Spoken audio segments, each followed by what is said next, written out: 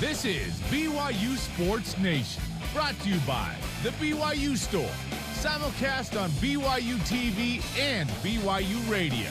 Now from Studio B, your hosts, Spencer Linton and Jason Shepherd. BYU Sports Nation is live, your day-to-day play-by-play in Studio B, presented by the BYU Store, official outfitter of BYU fans everywhere. It is Friday, January 28th.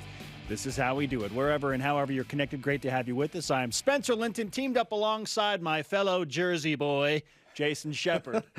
Let's make sure people don't think we're talking about New Jersey, or actual Jersey, or the musical phenomenon that is the Jersey Boys. We're talking about our jerseys. I got my guy, Mahomes, my Chiefs this weekend. You're sporting the Joe Burrow and the losing Cincinnati Bengals over the weekend. I'm sorry, what did you say? Jason, I think you're worried. Worried. No. Look, I'm always worried. I am a nervous fan, like, with all my teams. Even if we're favored by, 30. I'm always, we're going to be the one team that loses a game in which we're favored by 30. That's me. I'm always worried. So that's not a shock. Here's my mentality as a Cincinnati Bengals fan. It's all house money right now. The Bengals hadn't won a playoff game in more than 3 decades, 31 years. Boomer Esiason was a quarterback for Cincinnati the last time the Bengals won a playoff game until Joe Burrow came around. They won 1, then they beat Tennessee. So regardless of what happens tomorrow, it has been an ultimate success for Joe Burrow and the Bengals in his second year of the NFL. Well, and what's cool about this, you get to this point of the NFL playoffs, and all of the matchups are fantastic. Whether it's the AFC between the Chiefs and the Bengals, you look in the NFC between Fred Warner and the Niners taking on the Rams in L.A. Can they continue their dominance over the Rams? Both of these matchups, they're going to be really fun games, and honestly, should be good matchups from start to finish. Jason, whether you're rooting for the Bengals, which is the correct answer, or the Chiefs, which is, in Jason's mind, the correct answer. Why do you hate Andy Reid and everybody? Why do you hate Daniel Sorensen? I'm and Zane torn, Anderson? Jason. Everyone will win with our Friday show lineup. ESPN play-by-play specialist Roxy Bernstein joins us. How much of a negative impact will last night's BYU basketball loss in the final seconds at Santa Clara have on the Cougars' NCAA tournament resume? After conference championship weekend in the NFL, will we have former BYU Cougars on both sidelines of the Super Bowl? Plus, women's basketball absolutely dominates another WCC opponent and drop in bracketology. What? Multiple spots? And Alex Asu of BYU Men's Volleyball joins us live. Loaded show. Bring on today's BYU Sports Nation headlines. All right, let's get to it. Basketball loses a heartbreaker on the road at Santa Clara in the final seconds, 77-76. Alex Barcelo led BYU with 20 points, 4 assists. The Cougars are on the road, continuing the 2-game trip in California at Pacific on Saturday night at 9:30 Eastern Time. Listen on BYU Radio. Watch on ESPNU. Also, the Cougars remain an 8 seed in the latest Joe Lunardi bracket this morning. More on that coming up. Interesting. 16th ranked BYU women's basketball, as many of you already know, and as I just referenced, beat up on Santa Clara in Provo last night, 76-44, 32-point win. Tegan Graham had 16 points, made 3 3-pointers. However, BYU drops from a projected 3 seed to a 5 seed in bracketology. Why? Get Charlie Cream back on. Probably because a bunch of other teams won. The Cougs host San Francisco tomorrow at 4 Eastern. That game also live on BYU TV.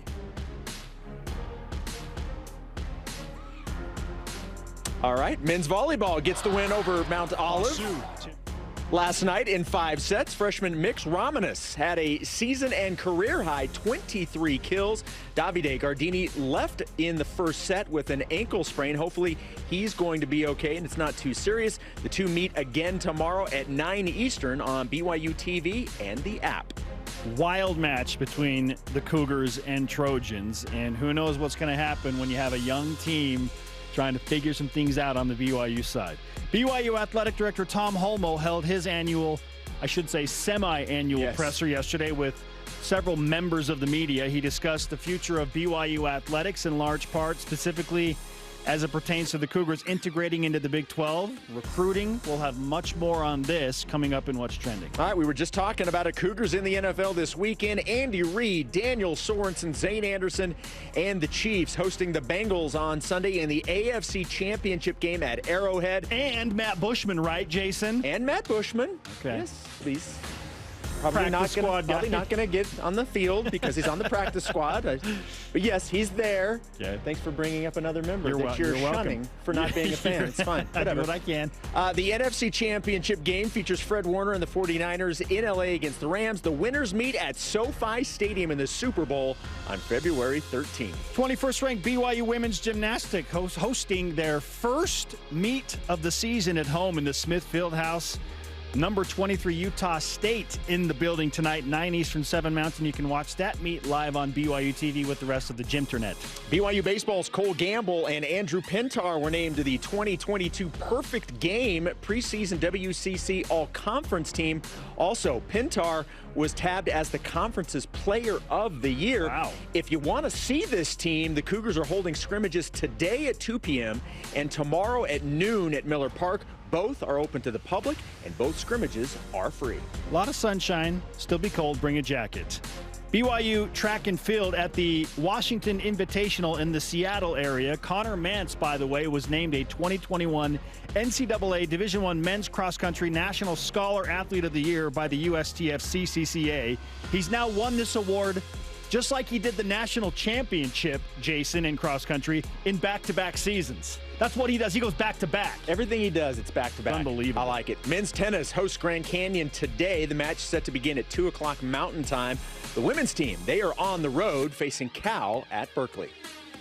Swim and dive, not to be forgotten, they host Utah for their last home meet of the season today and tomorrow. The dive meet begins today at 7 p.m. Eastern. Saturday's meet at 1 Eastern. All rise and shout. It is time for What's Trending. You're talking about it, and so are we. It's What's Trending on BYU Sports Nation. What in the world happened last night to BYU basketball at Santa Clara? Jason, the Cougars were up 4 with 40 seconds remaining and had the ball. Yeah. At that point, I texted my sister and said, BYU about to wrap up what I hope becomes another quad 1 victory. Check that, Spencer. That's not going to happen because BYU ultimately loses in the final seconds on a Jalen Williams runner. However, Jason, as much as this stings BYU fans and as much as it makes you want to pull your hair out as a BYU fan, did the loss last night hurt BYU's pride or tournament resume more? It's interesting because last night you felt it was both because you didn't have all of the information yet. You certainly felt bad because of the loss in general. So as a BYU fan, you were hurting for that simple fact.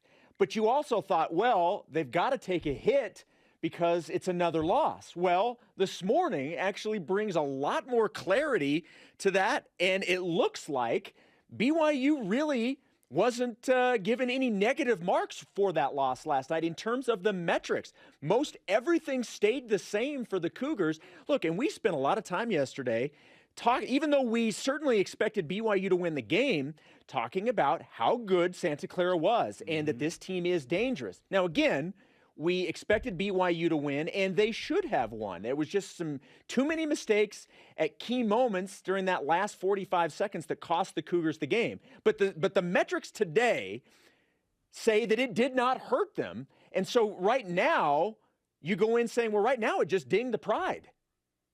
It's unbelievable that BYU, and this according to Ken Pomeroy's win probability chart that Greg Wrubell tweeted out last night, which again, makes you want to pull out even more hair. BYU had a 90% chance of winning the game with about 40 seconds to play. 90% chance to win the game. And then with 8 seconds left, BYU still had an 83% chance to win the game, Jason. But it didn't happen. However, as you have pointed out, the BYU resume update today would suggest that it doesn't really matter in the long term. BYU drops one spot in the net rankings from 28 to 29. Okay, if you want to call that a hit, whatever. It cost BYU one spot in the net rankings. There are more than 350 NCAA Division I teams, by the way. BYU stays the same in the Ken Pomeroy ratings, number 23. It did move them in bracketology off of Joe Lunardi's 7-seed line, but not necessarily in his latest bracket. He had BYU as an 8 seed. There's some difficulty there with trying to fit BYU into a Thursday-Saturday scenario. Because of where they have to fit. So essentially they stay the same, an 8 seed in bracketology. Team rankings, 76% chance for BYU to still make the tournament. The Cougars did add a quadrant 2 victory last night because Weber State is getting better, and so BYU's win on the road in Ogden now counts Thanks, Weber. as a quad 2 win. So while BYU lost a quad 2 game, they pick up a quad 2 game all on the same night. Aren't metrics fun? Well, this is where the analytics, for everybody that's anti-analytics, this is one of those times where analytics helps ease the pain a little bit, because the metrics and the numbers don't change very much at all. And so even though it stings that BYU lost a game that they should not have lost, it should not hurt them in terms of their ultimate goals and going to the postseason and in the NCAA tournament. That's the good news. The other good news is this team has shown resiliency game in and game out. After a loss, they come back, and they're going to Pacific, okay? Yeah, mark it down. BYU is going to beat Pacific. Look, Pacific's still looking for its first conference win. Mark Pope's not going to lose back-to-back games in the regular season. Yes, they're going to beat the Pacific Tigers. So there's plenty of time to get back on another run, which I fully expect them to do. I do think, in a little way, that BYU not winning that game at Santa Clara may hurt the Cougars' chances of finishing second place in the West Coast Conference, Jason, because St. Mary's erased a 23-point deficit at San Francisco last night and won. So this puts BYU's chances of being in the top 2 and having a bye all the way to the conference tournament semifinals in peril. Well, but just now you got to beat St. Mary's and win the rest of your games. You have to beat St. Mary's in Moraga. Probably, right? You can't slip up again? Right. Or you have to hope that St. Mary slips up somewhere. Sure. Which, look, if you're going to get down by 23, maybe they're more vulnerable than we thought. Yes, they came back, but you never know. So I think that hurts a little bit. And then if BYU had beaten Santa Clara, then they're probably a 7 seed when bracketology comes out on Monday from Joe Lunardi and not an 8 seed, which I like. I just like the idea of BYU not being in the 8-9 game. Yeah. But there's still opportunity for them to get out of that, right? Yeah. Look, the good news is we're telling everybody, yes, it stings that BYU lost the game, but it doesn't necessarily change the trajectory of where they're going in the postseason. So that is certainly a welcome sight after the loss last night. All right, moving on to topic number 2. Yesterday, Athletic Director Tom Holmoe met with the media to discuss a variety of topics. Spencer, of all the things that were discussed, and there were a lot, to you, what was the most interesting thing that Tom Holmoe mentioned yesterday? Well, I think I am in line with what Kalani Sitake is most interested in, and that is bolstering the staff for BYU football specifically as the Cougars try and get on par with and compete in the Big 12 and those major programs, because their football staffs overall, I'm not talking just like assistant coaches, we're talking recruiting coordinators, meal planners, strength and conditioning, having multiple people in all of those aspects of your program. They just have way more people. And so, not surprisingly, Tom Holmoe was asked about this. Will BYU find its place as far as staffing goes in the Big 12? This is what the athletic director had to say. Are we going to be able to match Oklahoma or Kansas? If you look at Kansas basketball operation, do we think we're going to just go right to the top? Where do we go? Well, I'm talking about in terms of structure. And the answer is no. That's where we have to be smart enough and strategic enough to try to get to the point where we feel we're best to start. And then we may overshoot or be way under.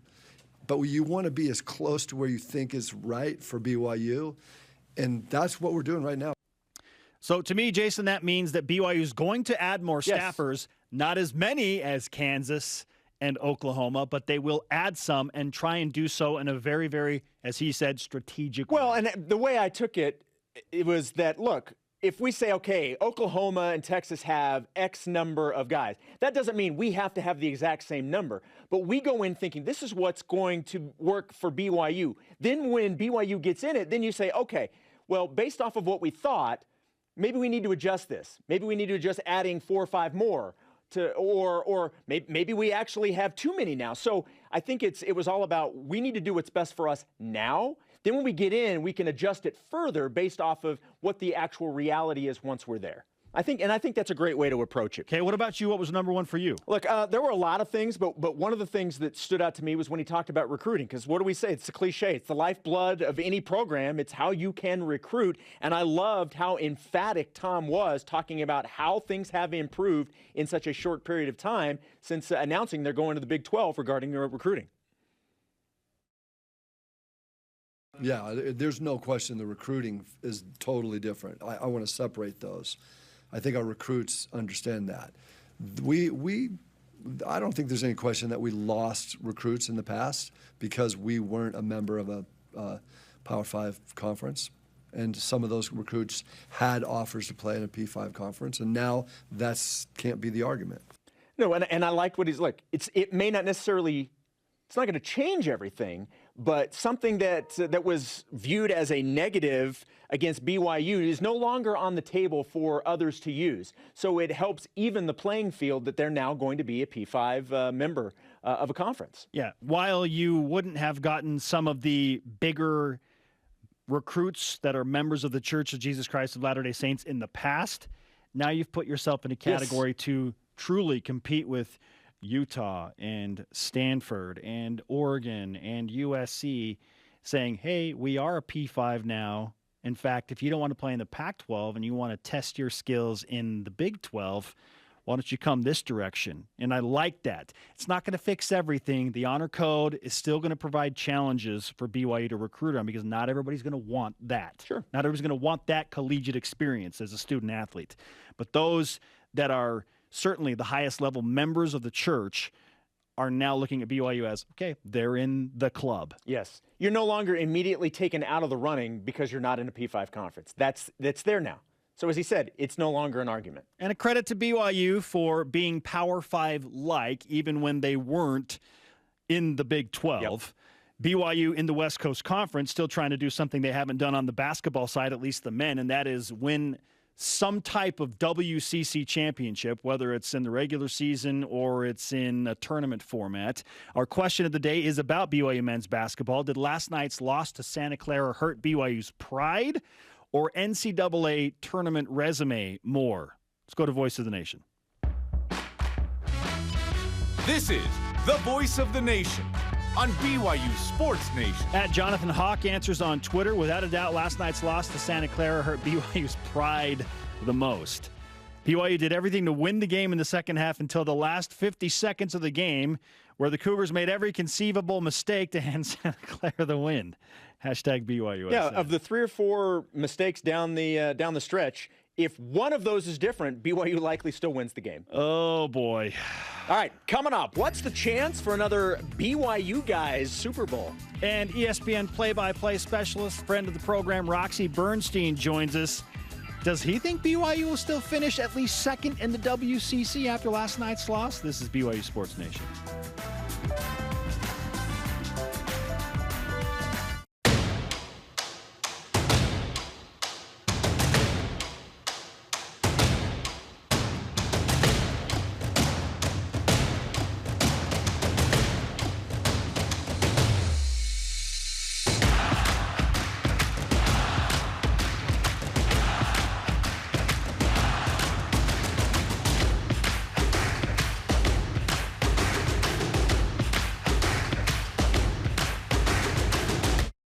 They prefer to be bringing the heat, getting set for success, demonstrating their drive. But when their blood and sweat turns to tears or anything else, we lay the groundwork for BYU's athletes to hit the ground running again, and you as well. Intermountain Healthcare, official medical provider for BYU athletics. Tim Daly Ford in Spanish Fork sells Ford vehicles including the F-150, the pickup designed for work and play. Tim Daly Ford maintains a large inventory, providing more choices for selecting an F-150 with the power and engineering to carry and tow heavy loads. The F-150's design offers comfort, safety, and a range of options to choose from. Think Ford, think Tim Daly Ford in Spanish Fork. This organization is called Canes for Veterans. There's a man named Jamie Willis who makes these handcrafted, personalized canes for injured military veterans. I want to impress Jamie with my woodworking skills. I did it. He did mediocre. I would love to make a perfect cane for a veteran who really needs it. Thank you. Thank you very much.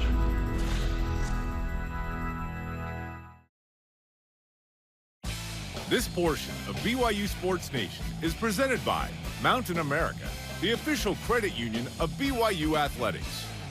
BYU Gymnastics hosting Utah State tonight. Join us for all the hits and sticks at 9 Eastern Time on BYU TV and the app. We are live in Studio B on a Friday with your day-to-day BYU Sports play-by-play. I'm Spencer Linton. To my left sits Jason Shepherd. It is Jersey Day in Studio B. Joining us now and repping a different type of shirt, which we also love, is ESPN play-by-play specialist, friend of the program, Roxy Bernstein. Roxy, you look fantastic in that long-sleeve BYU Sports Nation T-shirt. If it's free, Spence, it's for me. We've got some more stuff for you for sure. Hey, Roxy, you know what? BYU Sports Nation's hurting a little bit this morning because they saw a 90+% chance of winning the game against Santa Clara with under a minute to play at the Levy Center last night, and then it kind of just blew up in BYU's face. Did that loss last night hurt BYU's pride or NCAA tournament more, in your opinion? I think it hurt their pride more than their spot in the field right now. Just because they've done enough work to this point with some quality wins. Like, for example, the blowout win against Oregon looks better every day with Oregon playing better, even though the Ducks lost to Colorado on Tuesday. But I think they've done enough work. And so now, and they've also had to adjust, of course, playing without the two big guys, and they're doing it. But they also benefit, guys. I think for the league is really good this year. This is the best we've seen the WCC, and it's not just the four teams that are right now projected in the field by Joe Lunardi, but the bottom of the league is better. There are no gimmies anymore, and I think that's helped the quality and depth of the conference and why the league is perceived better. Roxy, did anything change your opinion on where BYU ends up in the conference with the loss last night? Obviously, with St. Mary's coming back from 23 down to win that game, BYU still has to go to Moraga to play the Gales. Do you think they still end up in the number 2 spot, which is, it looked like they were destined for that. Do you think that's still the case?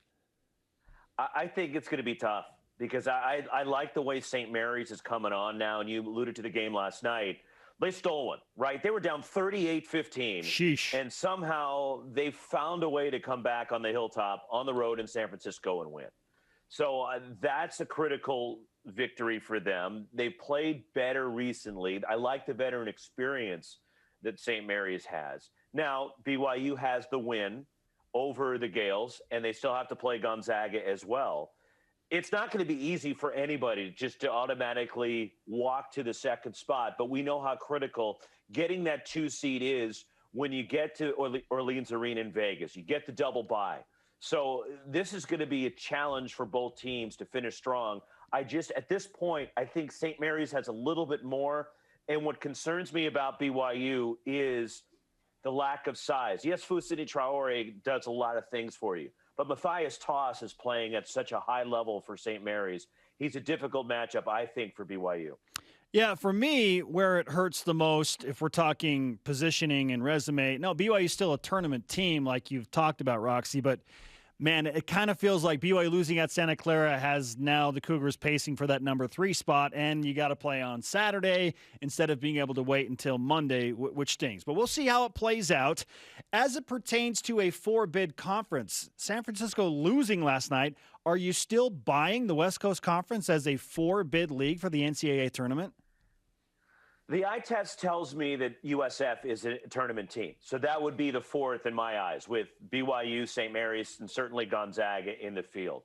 But USF's had 2 heartbreaking, just gut-wrenching losses. When you look at the loss to BYU that San Francisco had at home to the Cougars, where, okay, BYU burped one up last night at Santa Clara. BYU also, I thought, stole that game from USF. Yeah. USF should be kicking themselves for losing that game to BYU. But so now the Dons, they can't get it back. They have some work to do. That was a really good road win for BYU. But USF right now is teetering, and that loss last night at home hurts a lot. They're going to have to beat somebody maybe along the way that they're not anticipated beating, whether that's going to the Marriott Center and winning, whether it's in Vegas knocking somebody off. I don't anticipate anybody beating Gonzaga from the league this year, just because I think they're that much better than everybody else. But they will still have some challenges, like going to the Marriott Center. The Zags also have to go to St. Mary's. But for USF, they still have a little bit of work to do. I wouldn't feel as good about my position if I'm Todd Golden right now as I do about it if I'm Mark Pope or Randy Bennett. You mentioned Foose a second ago, and you've obviously had an opportunity to see him up close a couple of times, and his story is just phenomenal. And the fact that he's doing what he's doing when this was not expected to be his role at all, and he's excelling at it, certainly as the season goes on and in conference play. What do you like about his story and really what he brings on a team that you mentioned is starved for some size? Well, look, he's only 6'6", right? But we've seen the wingspan and the physicality and the toughness that he brings. But what I love about his game is his energy and that no-quit determination. He's always hustling. He's always looking to make plays. And the excitement, it just seems like it's infectious. And his teammates genuinely love playing with him. So that's the thing that really strikes me when I watch him play for BYU. And not just him, but you look at Atiki Ali. Atiki wasn't supposed to have a big role on this team either. You're expecting Baxter and Harward to have huge roles for BYU, but out of necessity, you never know when that opportunity is going to come. And I think Foose is probably a little bit more ready for it at this point than Atiki Ali Atiki, but they're needed on this team out of necessity, and Mark Pope is going to give them opportunities because he needs them. And this team can't win without those two guys. But certainly what Foose has brought to the table has been welcome for this locker room, considering what they've had to deal with. Roxy Bernstein, dual threat play-by-play guy for ESPN, does both college basketball and college football, does fantastic work for the Pac-12 network as well. Let's segue to football before we say goodbye to you, Roxy. BYU now becoming a member of the Big 12, and that happens in 2023, leaving one more season of independence with a few more Pac-12 teams. But as far as it goes from 2023 on, what do you see BYU's future with the Pac-12 in football being like in terms of scheduling when BYU's playing 8 or 9 conference games in the Big 12? That's the tough thing is, okay, how many conference games are both going to be playing? Will the Pac-12 drop from 9? Will they go to an 8-game league schedule? That could open opportunities for BYU to continue some of these regional series. Certainly everybody wants to see the rivalry with Utah continue. I think it's great for everybody. But you're going to have limitations on it when you go into a conference. Right now, you're playing 12 games and you have a slate basically to schedule who you want until you go into the Big 12. That's going to change. And some of these great games with USC we've seen over the years, Cal, Stanford, Washington, you're not going to be able to have that flexibility anymore, and especially if you want to keep that rivalry with Utah. There's going to be challenges for Tom Holmoe and everybody to navigate through to keep those regional rivalries going, but I think everybody really wants to see that Utah game still stay on the schedule. Since you mentioned Cal, I'd love to get your thoughts on Chris Brooks, the running back that is now with Kalani Sitake in the BYU football program. What can you tell our listeners and viewers about Chris? I was a big Christopher Brooks fan when he was at Cal, formerly Christopher Brown as well. Then he changed his name to honor his mom. But Christopher Brooks is a tough, physical runner. He is quicker than you think he is when you look at him because he's got a big frame. And the other thing that I really like about his game is his versatility. Yes, he can run between the tackles. He's really good in pass protection as well as catching the ball out of the backfield. So he's not just, pound and ground and 4 or 5 yards a carry and just chewing up the defense. He can also do some things that hurt you on the outside. So I like the versatility that BYU will be getting with Christopher Brooks transferring there. I think he's going to have an impact, certainly, with the BYU offense because of his versatility. I can't wait to see him run behind BYU's very experienced and talented offensive line. Roxy, before you go, I need to ask, can you confirm, along with UCLA, that Justin Wilcox is still the head football coach at Cal? Oh, boy. Was it PFF College that tweeted that out? Yes. Oh, my gosh. Well, look, we know he turned down the Oregon job, so that wasn't going to happen. You know, people were skeptical. Was Chip Kelly going to sign that extension? But I can confirm that Justin Wilcox is the head coach of the #1 public university in the world, the University of California at Berkeley. Yes. No matter what Bill Walton says, I deal in fact. What does Bill deal in?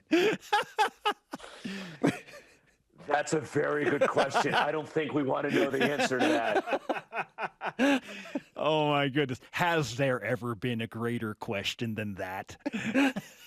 By the way, you got your Bengals and your Chiefs. Nobody has a Tom Holmoe 49ers jersey. What's up with that? We need that. This is a great point you bring up, Somebody's Roxy. Somebody's got to break that out. Yeah, we've asked him about He's that. the Super Bowl champion. Can we get one of those? We're also waiting for a Steve Young Tampa Bay Buccaneers jersey as well. So we need to get both of those things in studio. Only if it's the creamsicle color. Yes, the creamsicle for sure. Yes, it has to be. Hey, Roxy, thanks for hanging out with us. We know how busy you are. We look forward to your calls this weekend. Enjoy those, and we'll talk again soon. Anytime, fellas. Good to catch up with you. Roxy Bernstein, favorite of BYU Sports Nation, rocking the BYUSN swag. As he said, if it's free, it's for me. Look, there's nothing wrong with wearing the free swag. We all want it, and we all love it. We should send him some more. Yes, we should. All right, coming up, Alex Asu joins us to talk men's volleyball. And has NFL coaching legend Andy Reid already cemented his legacy, or does he need something more in this year's Super Bowl? Can't even believe you're asking BYU this. Sports Nation. Hi, Spencer Linton here, letting you know when your company joins the BYU team as a corporate partner, your brand can be featured in sports programming on BYU TV and BYU Radio. In addition to all of the great games, you can be part of the BYU coaches shows, place your message in Countdown to Kickoff, basketball pre- and post-game shows, and each weekday on BYU Sports Nation. We invite your team to join ours and become a corporate sponsor of BYU Athletics. For details, email sponsorship@byu.edu today.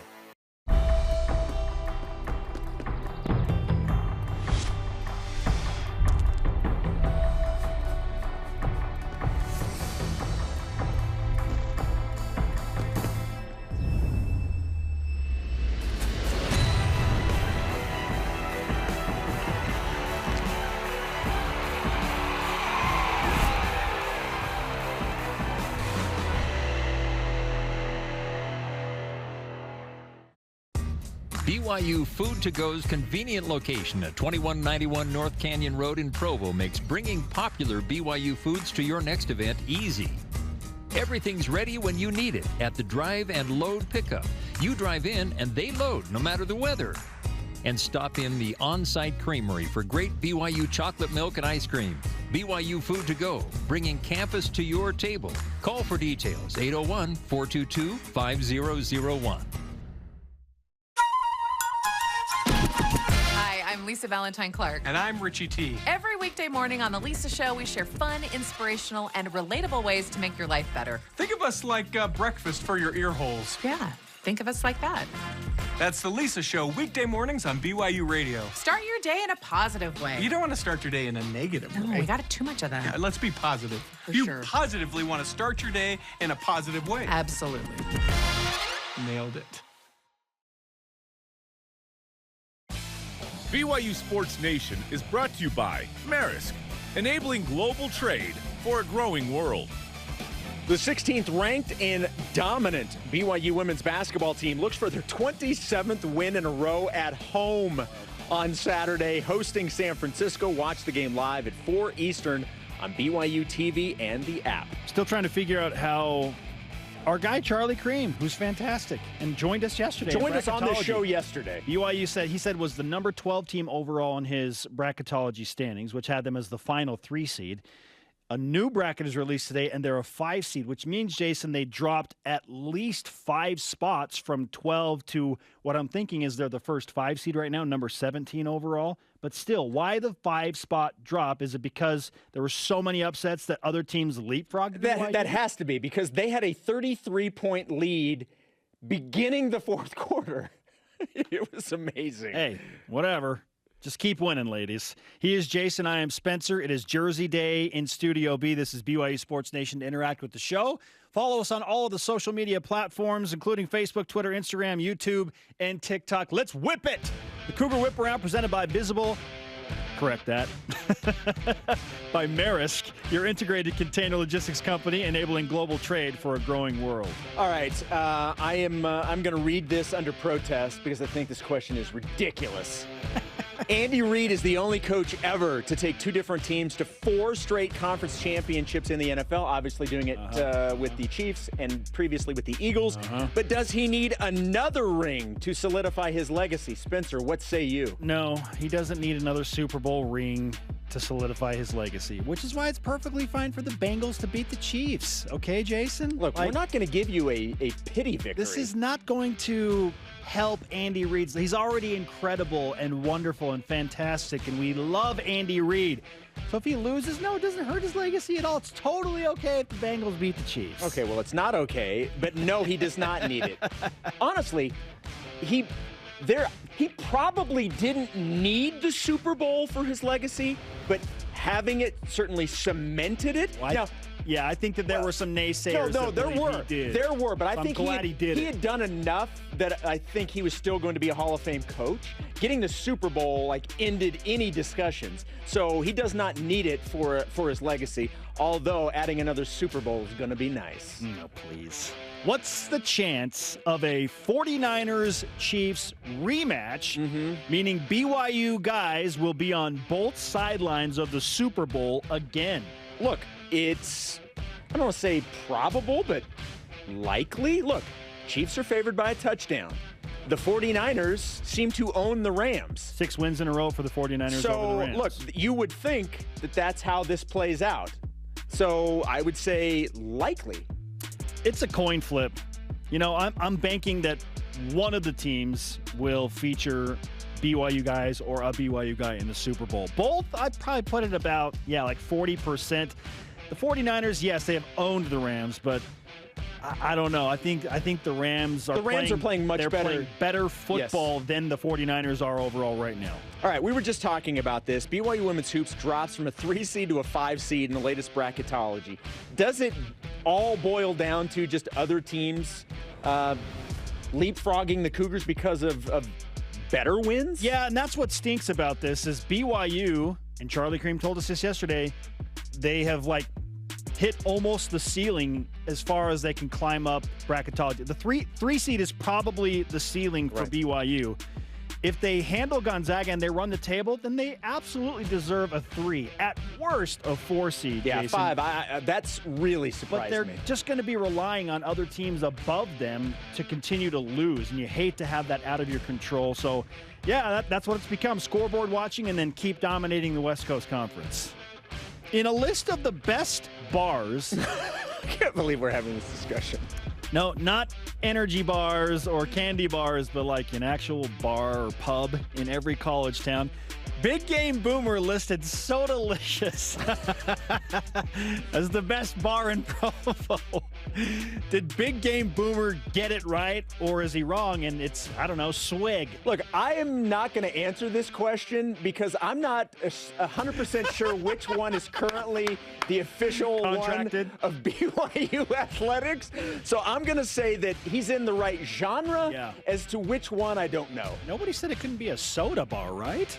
I think Big Game Boomer, absolutely. If he's not a BYU fan, he absolutely 100% perfectly understands BYU culture. He absolutely gets it, and I love it.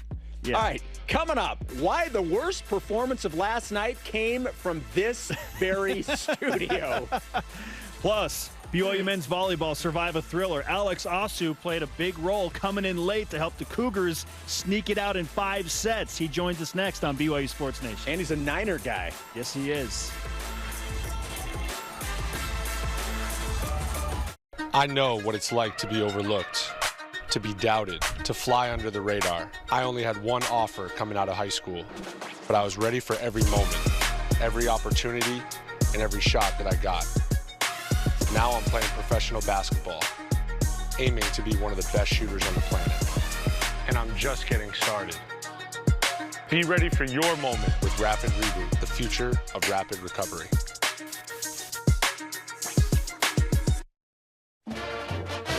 When BYU made such a difference in our lives, I think really helped mold us as to who we are.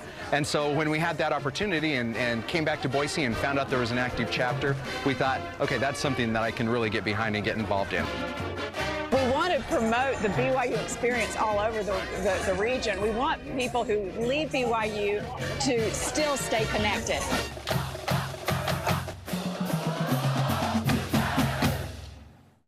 Those who leave the most meaningful legacy seem to be the ones who never intended to. The same person who loses himself seems to be the same that finds himself.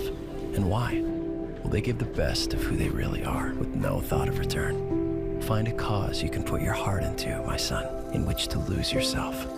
I started the Deseret Donor Advised Fund for this reason. Because in the end, my greatest legacy is you. There are things happening in Seaburg. They care more about people spending money than they do about people getting sick. If they're causing toxic pollution, it is everyone's fight. We can't just let them get away with it. If anyone can figure this out, it's my brother. Friends don't abandon each other. Fine. Be heroes. I know what it's like to love someone so much you'd do anything for them. Whatever happens, I'm glad we're facing it together. Me too.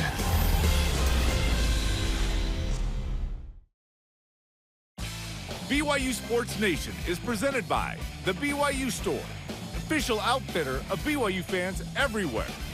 Men's Hoops looks to bounce back tomorrow on the road at Pacific. You can join me at 8:30 Eastern Time for Cougar Pregame Live on the radio. And then Greg Wrubell and Mark Durant on the play-by-play call of the game at 9:30 Eastern Time on BYU Radio and the app. Welcome back, Bengals fans. And if you're not a Bengals fan, the rest of you to BYU Sports Nation live from Studio B. Joining us now. I really do not want to lose to you over the weekend. I really, really don't. Oh, I love it. I love it so much. No expectations is a great feeling to have when you're going into a game. I have like all this. expectations. I know. My own personal self-worth is wrapped up in whether my team wins or loses, okay? Very different roles here. Joining us now, a man that he came in late in the match, wasn't feeling great early in the match, but helped BYU figure it out to survive against Mount Olive last night. Apparently, Alex Asu, one, it's great to have you, but hey, that first match of the weekend, you just go to 5 sets, right? That this is the standard? Yeah, seems like that's the theme, you know? We just want to get the fans coming back for the next game, you know? You want to play more volleyball, right? Oh, yeah, all the time. Maximize the opportunity. Yeah, okay. Of course. Now, when you are in a situation like that, and for those that didn't watch the match last night, one, how dare you? Where were you? And two, your buddy and one of your stars, Davide Gardini, goes down very early in set one. As I mentioned, you were not playing early. And it's just this collection of young talent primarily that's trying to figure it out. The talent is there, but just the experience is not backing it up yet. So How do you handle that as a team mentally? And you as a senior watching that unfold before your eyes. Yeah, it's a little hard just being able to sit there and not being able to do anything. But, with our team, we don't have a lot of depth-wise experience, but we do have depth talent-wise. And so we knew this game was going to be a good one for the younger guys to get experience. And I think Mix did a super good job. 23 kills for the freshman Mix Romanus. Yeah, crazy. He just took over. And then so once Davide went down, it was like, okay, what are we doing now? And I thought we did, actually, if you look at the stats, really good, besides serving. Serving was our Achilles that night. But so because of all of the reasons that you just mentioned, how would you describe the season to this point? A roller coaster. And everything's a roller coaster with COVID, 2020 was crazy. Last year was crazy. No fans. And then this year started out crazy. Going to Penn State, we didn't have 2 of our starters with us. Coming back last weekend, we thought it was all great. And then this weekend, Davide gets hurt. It's just like crazy ups and downs so far. Before the Penn State series to begin the season, we had Sean in, and he was saying, like, look, we know how young the team is and the inexperience. We're not going to be the same team, in a month or 2 that we are right now. This team is going to grow. In what areas have you seen that growth already beginning? Yeah, I think chemistry-wise, we've grown a lot already. The whole fall, we were just mixing up guys on 6s. Just because we didn't know who was going to work well together. We didn't know who was going to mesh. And so I think that's been a huge part, is just figuring out who can work well together. And then I think some of the younger guys are finally stepping up, like Mix and Zio. They're doing great jobs so far. Okay, so the dynamic and the emotional swings in last night's match were just wild. Maybe last night's match was a microcosm of what the entire season has been to this point, which is ups and downs. But you get to a 4th set, you drop that one. Now you're going to a 5th set. It's short. Anything can happen. BYU goes down 4-0.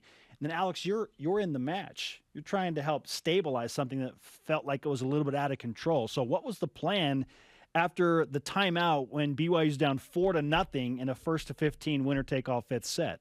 Yeah. Sean came over. He said, hey, it's still early, which is true. And at that point in time, you can't just hang your head and just say, oh, we lost this game, right? So we just had to be super confident. I know for me, it's kind of hard sitting for 2 hours and then just going in there and trying to get it done. So I was just thinking, what can I do personally? And I said, I can bring leadership and I can bring energy. And I just tried to yell as loud as I could, and I actually lost my voice in that one 15-point set.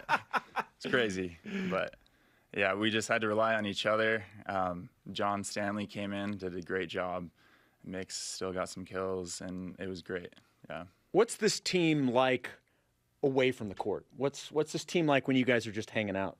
Goofballs. We love hanging out with each other. We all love, most of us love playing Super Smash Bros. In our team room.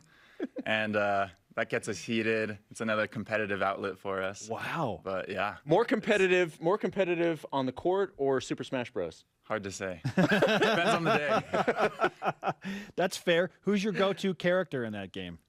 I like Samus. Okay, but you're a Samus I have guy. a few. DK, yeah, Duck Hunt. There's a lot, yeah. I've always been a Kirby guy. Okay. Okay. Yeah. But whatever. If you know, you know, right? Yeah. If you know, you know. Jason, are you going to get in on the Super Smash character choosing? I'm going to pass. I'm going to pass. I'm still trying to digest you saying Kirby. So don't diss on Kirby. That is one bad character. Okay. Oh, I'll agree with that. Oh my goodness. I'm so glad you brought Super Smash Brothers into the conversation, Alex. I want to talk about the home dynamic for you because you obviously married a fantastic women's volleyball player who has since graduated and moved on, McKenna Miller, now McKenna Miller-Asu. How does she approach you now being in the limelight as one of the emerging stars and seniors of BYU volleyball and she's not playing? What's that relationship like? It's super fun. I've never met anyone as supportive as her, and she's always got my back, and she's way more she's just super fiery about everything, and so it's really fun. And I think just her knowing the game makes a big difference because, I talk to other people or other family, and they just don't quite know volleyball. They're like, hey, great job. But Mac's like, hey, you swung really well here. You did this, and so it's a really fun dynamic, actually. What's the biggest adjustment you guys feel you need to make, or what are you guys planning on working on today that you look back on last night and say, okay, that's where we need to get better against this team tomorrow? Yeah, I mean, we've always talked about communication. That's got to be better. It's hard with all the fans going, but there's lulls, and we can hear each other when we're, this far apart. We just got to talk.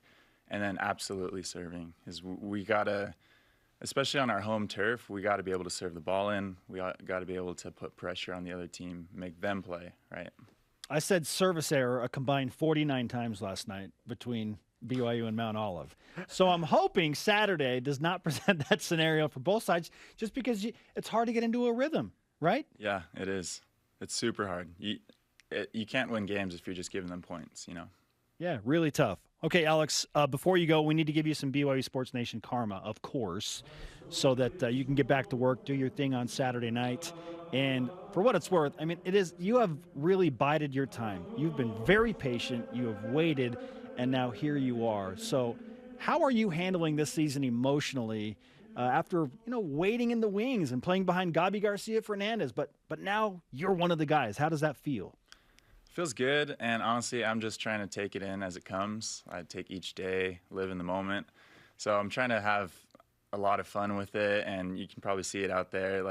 Normally I'm kind of a quiet guy. I'm just a nice person, and then when I get out there, I'm just all emotions. Just let it go. Let it out. Have fun. Yeah, so it's really exciting. Yeah, well, don't sell yourself short. You're a high flyer. You swing and hit a heavy ball, and I love the way you serve, man. Sometimes I think the ball is going to hit the top of the Smith Fieldhouse when you toss that up. So I don't know how you figured out that timing, but it's incredible. Yeah, higher's always better, right? Let's go, man. How confident are you in your Niners at the Rams? Niners fan. Super confident. Okay. I'll always take them. Okay. Yeah. Seven straight over the Rams. You're feeling good about it? Feeling great about it. You and Freddie Warner? Yeah, I wouldn't want to play anyone else. Okay, let's go, man. It's going to be fun. It's a fun weekend. It really is. Thanks, Alex. Yeah, thanks, guys. All right, coming up, our rise and shout out to the Freds. And at this point, maybe we should just stop making double down picks. We can discuss it next, and we will. This is BYU Sports Nation. Introducing the all-new 2021 Nissan Rogue. A fuel-efficient car that's compact enough to park just about anywhere, but has enough cargo space to fit your hobbies, your kids' hobbies, and your dog's hobbies. It's equipped with the latest safety and efficiency technology for a smooth and quiet ride wherever you want to go, whether it's through the neighborhood or across the country. Are you ready to rogue? It's at Tim Daly Nissan Southtown.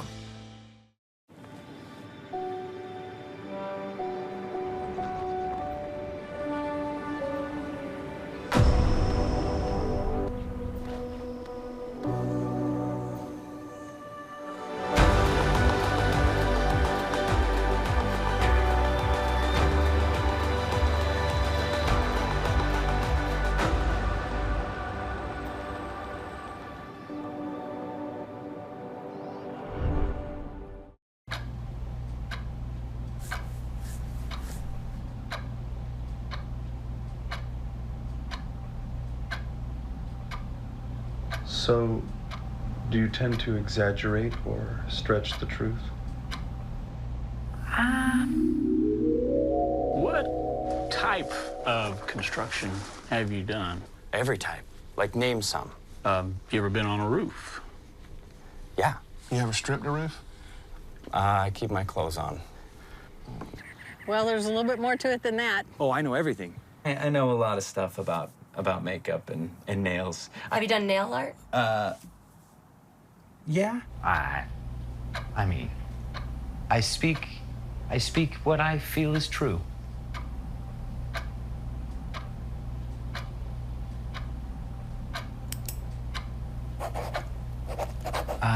What are you writing?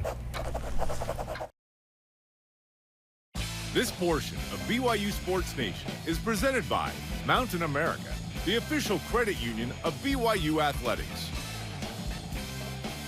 8th-ranked BYU men's volleyball looks to make it 2 in a row over Mount Olive tomorrow. Watch the match live at 9 Eastern on BYU TV and the application. Just do it. BYU Sports Nation, always available on demand via the BYU TV and BYU Radio apps. Don't forget, download the podcast while you're there. Subscribe, rate, and review. Jason, I can't wait to do this next part of the show.